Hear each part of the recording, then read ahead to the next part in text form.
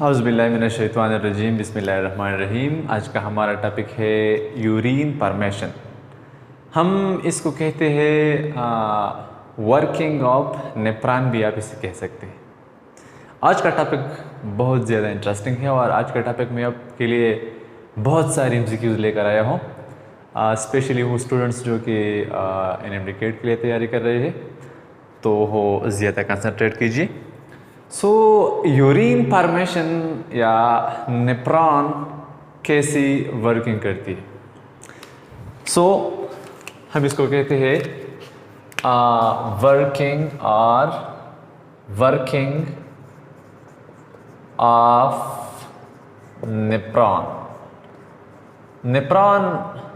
How nephron works आज का हमारा टॉपिक है। यूरिन फॉर्मेशन कंप्लीट हो सकती है 3 स्टेप्स में।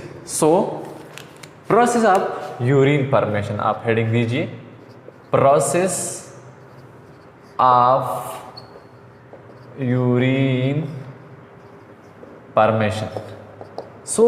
Urine formation takes place in 3 steps. The first one we call the ultrafiltration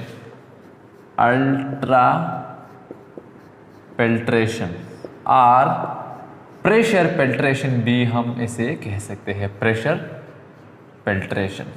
ठीक है। दूसरा है सेलेक्टिव रीएब्जॉर्प्शन और तीसरा है ट्यूबुलर सिक्रीशन। इन 3 स्टेप्स में यूरिन फॉर्मेशन होती है। पहले हमें नेफ्रॉन के स्ट्रक्चर पे थोड़ा फोकस देना चाहिए। मिसाल के तौर पर ये हो गया हमारे साथ, मैं आपके लिए एक बड़ा सा नेफ्रॉन का स्ट्रक्चर लेता हूँ यहाँ पे। मिसाल के तौर पे ये हो गया हमारा साथ एक नेफ्रॉन।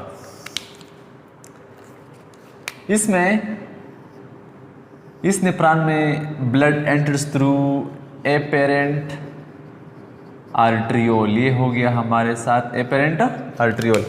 फिर ये एपेरेंट आर्टरियोल डिवाइड होती है और यहाँ पेनसाइड बनाती है ग्लोमेरुलस और फिर यूनाइट होके यहाँ एपेरेंट आर्टरियोल बनाती है, एपेरेंट आर्टरियोल बनाती है।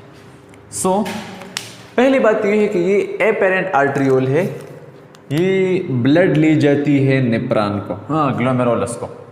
ये एपेरेंट आर्टरियोल है, ये ब्लड ले जाती है नेफ्रॉन से।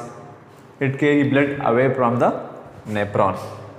अभी देखो यहाँ पे बहुत सारे कैपिलरीज है, एक कैपिलरीज बंच है, एक कैपिलरीज नेटवर्क है, जिसको हम जानते हैं ग्लोमेरुलस के नाम से हम इसे जानते हैं। अभी देखो पहले स्टेप पे आते हैं अल्ट्रा फिल्ट्रेशन पे आते हैं। अल्ट्रा फिल्ट्रेशन और प्रेशर फिल्ट्रेशन। आप आसान डिफाइन कीजिए, the filtration brought about by blood pressure. Filtration brought about by blood pressure we call ultra filtration और प्रेशर फिल्ट्रेशन। यहाँ पे ये जो एपेरेंट आर्टरियोल है, इसके डायमीटर ज़्यादा है, ये एपेरेंट आर्टरियोल के डायमीटर कम है। कितने कम है? 2 टाइम कम है। ये 2 टाइम डायमीटर में कम है इस एपेरेंट आर्टरियोल से।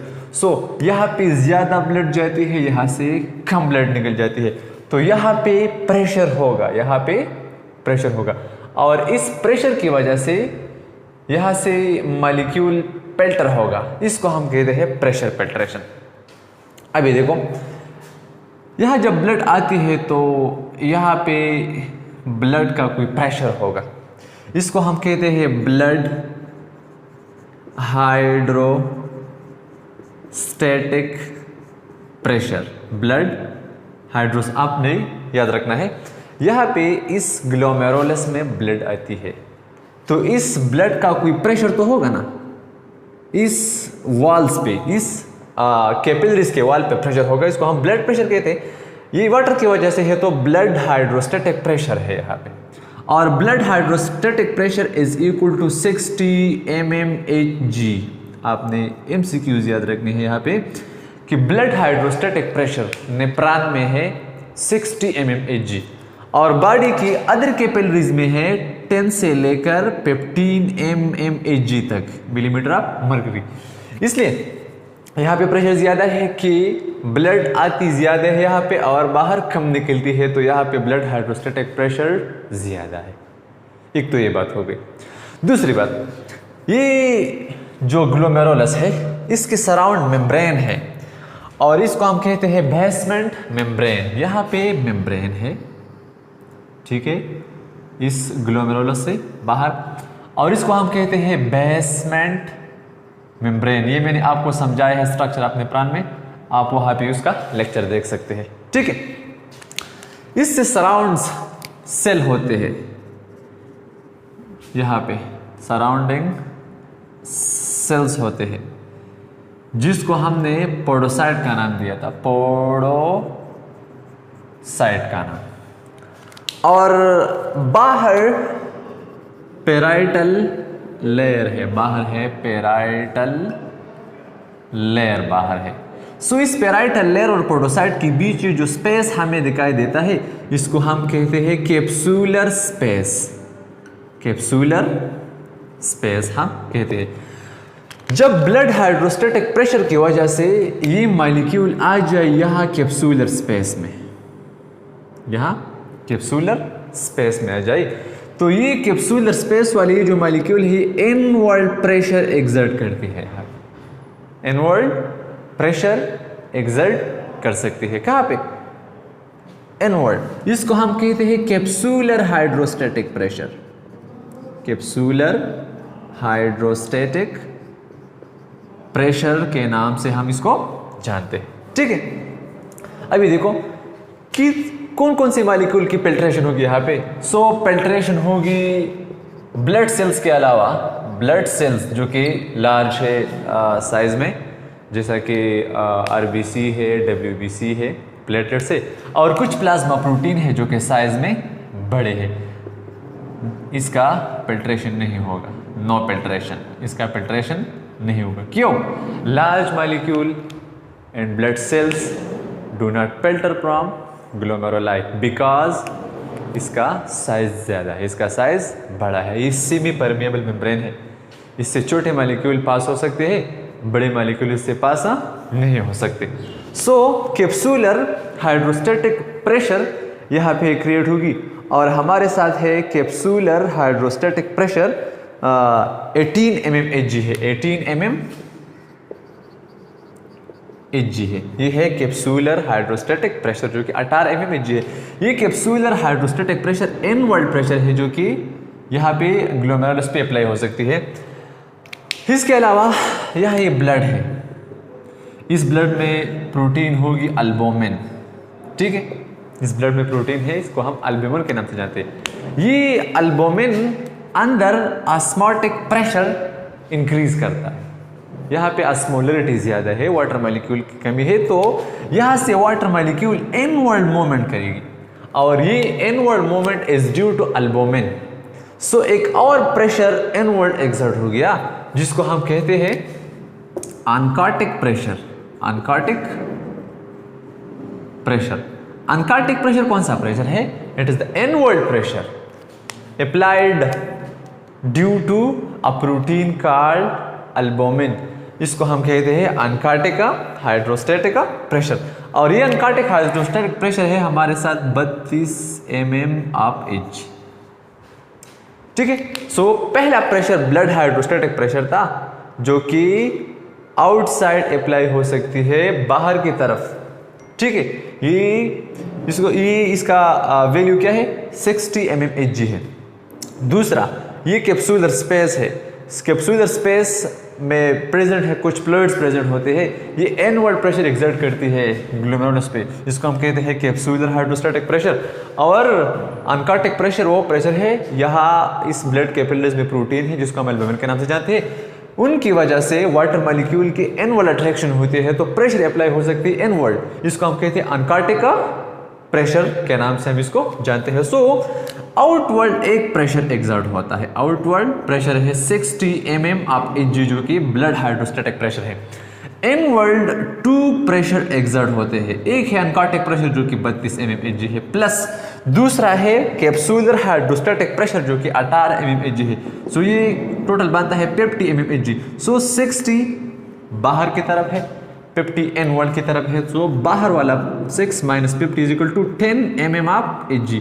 सो 10 mm Hg pressure outward exert होती है, जिसको हम कहते हैं KF filtration coefficient. Filtration, so filtration coefficient is 10 mm of Hg है हमारे साथ। फिल्ट्रेशन कोएफिशिएंट आपने एमसीक्यूज याद रखने हैं, लेकिन ये filtration coefficient it is 10% lower, ये लोअर है 10% इन फीमेल, ये फीमेल में 10% ये फिल्ट्रेशन कोएफिशिएंट लोअर है, ठीक है। सो ये ग्लोमेरुलस है, यहां से ब्लड फिल्टर होती है, सो इसको हम कहते हैं ग्लोमेरुलर फिल्ट्रेशन रेट, GFR हम इसको कहते हैं, GFR। इसको मैं जरा साफ कर देता हूं। अभी आते हैं कि what is glomerular filtration rate. Simply we can say GFR, glomerular filtration rate. So how can we define GFR? GFR is the total quantity of filtrate formed by the nephron of both kidneys in a given unit of time we call GFR. So total quantity of filtrate, total quantity of filtrate formed by the nephron of both kidneys, in a given unit of time, in a given unit of time we call GFR. Given unit of time आप second भी ले सकते हैं, आप minute भी ले सकते हैं, आप और भी ले सकते हैं, आप डे भी ले सकते हैं।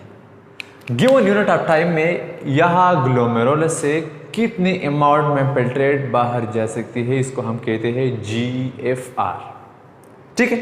सो ये GFR 10% लोअर है फीमेल में, जिसको हमने फिल्ट्रेशन कोएफिशिएंट के नाम से जाना है। अभी देखते हैं कि ये फिल्ट्रेशन कोएफिशिएंट क्या चीज़ है, ठीक है। सो GFR 12.5 ml है पर सेकंड, 12.5 ml GFR है, सॉरी पर मिनट है, यहाँ पे पर मिनट। यहाँ पे प्रेशर है 1 mmHg। एमसीक्यूज याद रखिए, 12.5 ml फ्लूइड यहाँ से फिल्टर होती है जब प्रेशर होती है हमारे साथ 1 mmHg 1 मिनट में, ठीक है। सो अगर हम इसको 10 से मल्टीप्लाई, क्योंकि हमारे साथ फिल्ट्रेशन कोएफिशिएंट 10 mmHg है, तो 12.5 into 10 ये हमारे साथ बनता है 125 ml पर मिनट। ये आसान सी बात है, 1 मिनट में इस ग्लोमेरुलस से बाहर फिल्ट्रेट निकलती है, कितने 1 मिनट में निकलती है 12.5 ml। ये 1 mmHg प्रेशर पे निकलते हैं, लिहाजा हमारे साथ प्रेशर है कितना 10 mmHg, तो 12.5 को 10 से मल्टीप्लाई करके 125 ml पर मिनट बन सकता है। लेकिन ये लोअर है फीमेल में, 10% लोअर है, फीमेल में, सो फीमेल में 105 ml/मिनट है KF, ठीक है, या आप सिंपली लिख सकते हैं GFR। अभी पर डे कितना बनेगा? पर डे मेल में पर डे बनती है 180 लीटर पर डे, ये GFR है मेल में, और फीमेल में GFR पर डे है 150 लीटर पर डे। सो बहुत सारे MCQs है। एक तो ये है कि 12.5 ml पर मिनट 1 mmHg बनती है। सो 1 मिनट में 125 ml बनती है मेल में और 105 ml बनती है फीमेल में। पर डे 180 लीटर पेल्ट्रेट बनाती है ये दोनों किडनीज के नेफ्रॉन मेल में, और फीमेल में 150 लीटर पर डे पेल्ट्रेट बन सकती है। So this is all about the pressure filtration और अल्ट्रा फिल्ट्रेशन। दूसरा स्टेप है हमारे साथ यहाँ पे सेलेक्टिव रीअब्जॉर्प्शन का। सो आपको ले चलते हैं सेलेक्टिव रीअब्जॉर्प्शन पे। अच्छा, तो सेलेक्टिव रीअब्जॉर्प्शन क्या है? सेलेक्टिव रीअब्जॉर्प्शन का मतलब है कि ये रीनल ट्यूब्यूल है और रीअब्जॉर्प्शन होगी रीनल ट्यूब्यूल से। आपने पहले ये बात याद रखनी है कि फिल्ट्रेशन तो होती है यहाँ पे नेफ्रॉन में, लेकिन रीअब्जॉर्प्शन होती है रीनल ट्यूब्यूल में, रीनल ट्यूब्यूल में। यहाँ पे बहुत सारे ब्लड कैपिलरीज है जिसको हमने ग्लोमेरुलस के नाम से जाने हैं, ठीक है। अभी यहाँ से जब ब्लड पेल्टर होती है तो फिर हम इसको कहते हैं पेल्ट्रेट। इसको हम फिर ब्लड नहीं कह सकते या प्लाज्मा नहीं कह सकते, ये पेल्ट्रेट है। पेल्ट्रेट में क्या होंगे? पेल्ट्रेट में वाटर होंगे, ग्लूकोज होंगे, ब्लड सेल्स के अलावा तमाम चीज़ें होंगी। सिर्फ RBC, WBC, प्लेटलेट्स और लार्ज प्लाज्मा प्रोटीन नहीं होंगे, बाकी सब कुछ होंगे इस पेल्ट्रेट में। जब ये पेल्ट्रेट यहाँ एंट्री करता है रीनल ट्यूब्यूल पे, तो इस रीनल ट्यूब्यूल से इसकी रीअब्जॉर्प्शन होती है। सो अबाउट 100% पेल्ट्रेट में से 99% पेल्ट्रेट की रीअब्जॉर्प्शन होती है, 99% पेल्ट्रेट वापस ब्लड में जाती है। मिसाल के तौर पे ये है हमारे साथ ब्लड वेसल जिसको हम कहते हैं peritubular capillaries. Peri around, tubular tubule से कैपिलरीज है, ये रीनल ट्यूब्यूल है, इसके सराउंडिंग कैपिलरीज है जिसको हम कहते हैं पेरीट्यूब्यूलर कैपिलरीज। यहाँ इस रीनल ट्यूब्यूल से इस ब्लड में मॉलिक्यूल रीअब्जॉर्ब होंगे। सो इसको हम कहते हैं रीअब्जॉर्प्शन, लेकिन ये रीअब्जॉर्प्शन सेलेक्टिव है। सेलेक्टिव मीन्स कुछ सेलेक्ट होंगे प्रॉक्सिमल कन्वोल्यूटेड ट्यूब्यूल से, कुछ लूप ऑफ हेनली से और कुछ डिस्टल कन्वोल्यूटेड ट्यूब्यूल से। पहले हम आते हैं यहाँ पे प्रॉक्सिमल कन्वोल्यूटेड ट्यूब्यूल। इसको हम प्रॉक्सिमल इसलिए कहते हैं कि इसकी नज़दीक है। अभी प्रॉक्सिमल कन्वोल्यूटेड ट्यूब्यूल से आपने MCQs याद रखना है 80% पेल्ट्रेट इज रीअब्जॉर्ब्ड। तकरीबन 80% पेल्ट्रेशन इस पहले पार्ट से हुई थी और हमने इसकी वजह आप लोगों को बताई है ऑलरेडी पहले लेक्चर में। रीअब्जॉर्प्शन इसलिए ज़्यादा है कि ये मोरकाइल्ड है, इसमें माइक्रोवेलाई है रीअब्जॉर्प्शन के लिए, और सरफेस एरिया भी इंक्रीज करते हैं रीअब्जॉर्प्शन के लिए। It also contain mitochondria for reabsorption, for active transport के लिए ये माइटोकॉन्ड्रिया भी यहाँ पे प्रेजेंट है, ताकि मॉलिक्यूल एक्टिव ट्रांसपोर्ट पे ऊपर पेरीट्यूब्यूलर कैपिलरीज में जा सके। तो यहाँ से पहले बात तो ये है कि रीअब्जॉर्प्शन दो टाइप की होगी, एक एक्टिव ट्रांसपोर्ट है और दूसरा पैसिव। पैसिवली यहाँ पे वाटर मॉलिक्यूल ट्रांसपोर्ट करेगी क्लोरीन और यूरिया, ये पैसिव ट्रांसपोर्ट करेगी, इट यूटिलाइजेस नो ATP। एक एक्टिव ट्रांसपोर्ट पे sodium, potassium, calcium, glucose, amino acid, bicarbonate, citric acid और कीटोन बॉडीज भी है। कीटोन बॉडीज ये एक्टिवली ट्रांसपोर्ट कर जाएगी किधर? पेरीट्यूब्यूलर कैपिलरीज को रीनल ट्यूब्यूल से। अभी देखते हैं प्रॉक्सिमल कन्वोल्यूटेड ट्यूब्यूल से water, vitamin, hormones, amino acid, glucose, sodium ये ऊपर जा सकती है। सबसे पहले ये रीनल ट्यूब्यूल है, ये प्रॉक्सिमल कन्वोल्यूटेड ट्यूब्यूल है। इससे ऊपर कौन जाएगा इस ब्लड वेसल में? सो पहले सोडियम मॉलिक्यूल ऊपर जाएगी ब्लड को, इसके लिए एक खास ट्रांसपोर्टर प्रोटीन होगा जो कि सोडियम को पेरिट्यूबुलर कैपिलरी तक ले जाती है। ठीक है, इसके बदले में हाइड्रोजन आयन हमें ये देगा। फिर ग्लूकोज जाएगी, ग्लूकोज के लिए भी एक स्पेशल ट्रांसपोर्टर प्रोटीन होगा, ये एक्टिव ट्रांसपोर्ट पे जाती है। ठीक है, यहाँ जब ये सोडियम और ग्लूकोज ब्लड वेसल में आती है तो यहाँ पे ऑस्मोलैरिटी ज़्यादा होती है, ऑस्मोटिक प्रेशर ज़्यादा होता है, ऑस्मोटिक ग्रेडियंट प्रोड्यूस होता है, तो वाटर मॉलिक्यूल खुद ब खुद ऊपर जाती है। फिर वाटर मॉलिक्यूल खुद ब खुद ऊपर जाती है। Such type of transport of water we call obligatory transport of water. अपने एमसीक्यूज याद रखने हैं। Obligatory transport of water takes place from proximal convoluted tubule. ठीक है, इसके अलावा विटामिन्स, हार्मोन्स, अमाइनो एसिड, ये सब चीज़ें प्रॉक्सिमल कन्वोल्यूटेड ट्यूब्यूल से पेरिट्यूबुलर कैपिलरीज को यानी ब्लड वेसल में रीअब्जॉर्ब हो सकती है। अब आते हैं लूप ऑफ हेनली पे। Loop of Henley, loop of Henley इसलिए कहते हैं कि फ्रेडरिक जी.जे. हेनली ने इसका नाम दिया है, एक इटालियन एनाटॉमिस्ट है। ठीक है, लूप ऑफ हेनली की दो सेगमेंट है, एक तो ये है डिसेंडिंग लूप ऑफ हेनली, ये है डिसेंडिंग लूप, और ये है असेंडिंग लूप। असेंडिंग लूप यहाँ पे ऑस्मोटिक प्रेशर जो है 300 मिली ऑस्मोस है। ठीक है, 300 मिली ऑस्मोस ब्लड में प्रेशर है, ऑस्मोटिक प्रेशर। ये जो लूप ऑफ हेनली है, ये जो डिसेंडिंग लूप ऑफ हेनली है, ये descending loop of Henle it is permeable to water. ये परमिएबल है water, means that water molecule यहां से बाहर निकल सकती है। सो जब वाटर मॉलिक्यूल यहां से निकलते हैं तो यहाँ पे साल्ट का कंसंट्रेशन ज्यादा है।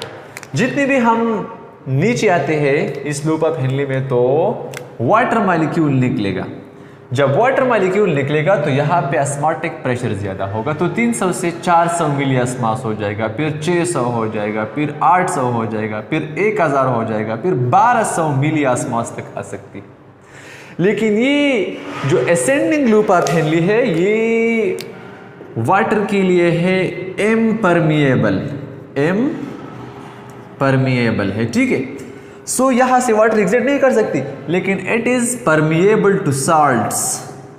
ये साल्ट्स के लिए परमिएबल है, आपने जरूर एमसीक्यूज याद रखनी है। Descending loop of Henle is permeable to water while descending loop of Henle is permeable to water while ascending loop of Henle is impermeable to water. ये डिसेंडिंग लूप साल्ट के लिए impermeable है, ये ascending loop salt के लिए permeable है।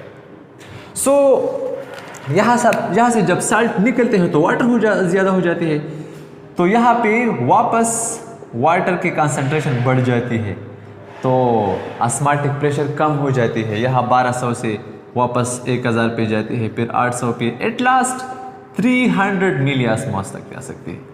It is done इसलिए कि यहाँ पे वाटर की कंजर्वेशन हो जाती है, और इस मैकेनिज्म को हम कहते हैं काउंटर करंट मैकेनिज्म, और काउंटर करंट मल्टीप्लायर भी हम इसको काउंटर अपोजिट को कहते हैं, करंट फ्लो को कहते हैं। So counter current multiplier it is the opposite flow of filtrate in the loop of Henle we called counter current. यहाँ पे ये नीचे आ सकती है, यहाँ पे ये ऊपर जाता है, तो this mechanism we called the counter current mechanism. Last में हम आते डिस्टल कन्वोल्यूटेड ट्यूब्यूल पे। सो डिस्टल कन्वोल्यूटेड ट्यूब्यूल से तो रीअब्जॉर्ब होती है वाटर, और कुछ साल्ट्स भी रीअब्जॉर्ब होते हैं, लेकिन हमने ऑलरेडी कहा है कि रीअब्जॉर्प्शन इज सेलेक्टिव। सो अगर वाटर मॉलिक्यूल यहाँ से रीअब्जॉर्ब हुई है तो फिर यहाँ क्या ज़रूरत है रीअब्जॉर्प्शन की। पहले बात तो आपको ये समझ लेनी चाहिए कि descending loop of Henle it is impermeable to water, impermeable to water. Descending loop of Henle water को एम्पर में, इससे वाटर ऊपर नहीं जा सकती। लेकिन फिर भी जाते हैं, क्यों, कैसे? आप लोगों ने एक बात याद रखनी है, यहाँ पे हमारे साथ एक प्रोटीन है जिसको हम एक्वापोरेन के नाम से जानते हैं, एक्वापोरेंस। ये एक्वापोरेंस क्या है? Aquaporins are proteins that opens water channel. ये वाटर चैनल को ओपन कर सकते। कैसे ओपन होगी? यहाँ मेडोला पिट्यूटरी ग्लैंड से ADH आएगी, एंटी डायोरेटिक हार्मोन। ठीक है, पिट्यूटरी ग्लैंड के पोस्टीरियर लोब से एक हार्मोन आती है, एंटी डायोरेटिक हार्मोन, आके यहाँ पे डिस्टल कन्वोल्यूटेड ट्यूब्यूल पे एक्ट करती है। सो आपने एक और MCQ याद रखनी है, ADH acts on distal convoluted tubule. यहाँ पे इट ओपन्स एक्वापोरेंस, ये वाटर चैनल है। सो फिर जब ब्लड में वाटर की डिफिशियंसी हो तो ये ऊपर वाटर को रीअब्जॉर्ब कर सकती है। ये तब होगा जब ब्लड में वाटर का लेवल कम हो। जब ब्लड में वाटर का लेवल फुल है तो फिर ADH के आने की कोई ज़रूरत ही नहीं है। ठीक है, लेकिन जब हमारे ब्लड में लिमिटेड सप्लाई हो वाटर की, सो ADH पिट्यूटरी ग्लैंड से आके डिस्टल कन्वोल्यूटेड ट्यूब्यूल पे एक्ट करती है। यहाँ पे एक्शन करके एक्वापोरेंस को ओपन करती है इस पे, और ये एक्वापोरेन है वाटर चैनल्स। सो एक्वापोरेन 1, 2, 3 ये प्रेजेंट है डिस्टल कन्वोल्यूटेड ट्यूब्यूल में। एक्वापोरेन 4 भी है, ब्रेन में प्रेजेंट है, और एक्वापोरेन 5 भी है जो कि सलाइवरी ग्लैंड में भी प्रेजेंट हो सकते हैं। सो यहाँ जो वाटर मॉलिक्यूल की रीअब्जॉर्प्शन होती है, इसको हम कहते हैं facultative reabsorption of water. Facultative reabsorption of water. So water 2 mechanism पे वापस ब्लड में रीअब्जॉर्ब हो सकते हैं। एक PCT से, जिसको हमने ओब्लिगेटरी कहा था, एक होती है DCT से, जिसको हम कहते हैं facultative transport of water. So this is all about the reabsorption. Last है रीनल ट्यूबुलर सिक्रीशन। सो ट्यूबुलर सिक्रीशन में क्या होगी देखते हैं। ट्यूबुलर सिक्रीशन एक ऐसा प्रोसेस है जिसमें पेरिट्यूबुलर कैपिलरी से कुछ मॉलिक्यूल्स डायरेक्ट रीनल ट्यूब्यूल को आ सकती है। ये है हमारे साथ पेरिट्यूबुलर कैपिलरीज, ये है हमारे साथ ब्लड। सम मॉलिक्यूल्स या सब्सटेंसेस ब्लड में ज़्यादा अमाउंट में पाए जाते हैं और वो होते हैं नेचुरल टॉक्सिन्स। सो सम सब्सटेंसेस नेचुरल टॉक्सिन्स होते हैं, कुदरती जहर होते हैं, और found in more quantity in blood में ज़्यादा मिक़दार में पाए जा सकते हैं। तो इसका quick removal is very very important, इसका क्विक रिमूवल होना चाहिए। सो ये सब्सटेंसेस फिर यहाँ पे ग्लोमेरुलस में नहीं आती कि इसकी फिल्ट्रेशन होती है और फिर रीअब्जॉर्प्शन और फिर निकलती है। ये डायरेक्टली यहाँ ब्लड पेरिट्यूबुलर कैपिलरी से डायरेक्टली आती है किस में? रीनल ट्यूब्यूल में, और रीनल ट्यूब्यूल से इसका क्विक रिमूवल होता है। मिसाल के तौर पे हाइड्रोजन आयन NH4, सम ड्रग्स, कुछ अदवायत, इसका क्विक रिमूवल ज़रूरी है। सो क्विक रिमूवल के लिए ये नेफ्रॉन में नहीं आती, डायरेक्ट पेरिट्यूबुलर कैपिलरी से रीनल ट्यूब्यूल में आती है और फिर बाहर निकलती है। जब ये पेल्ट्रेट DCT क्रॉस करके कलेक्टिंग डक्ट्स तक आती है, फिर हम इसको कहते हैं urine. So urine at last बन गया। पहले यहाँ पे हमारे साथ है ब्लड प्लाज्मा है, ब्लड प्लाज्मा की पेल्ट्रेशन होती है, फिर हम इसको कहते हैं पेल्ट्रेट। सो यहाँ तक ये पेल्ट्रेट की रीअब्जॉर्प्शन होती है DCT तक।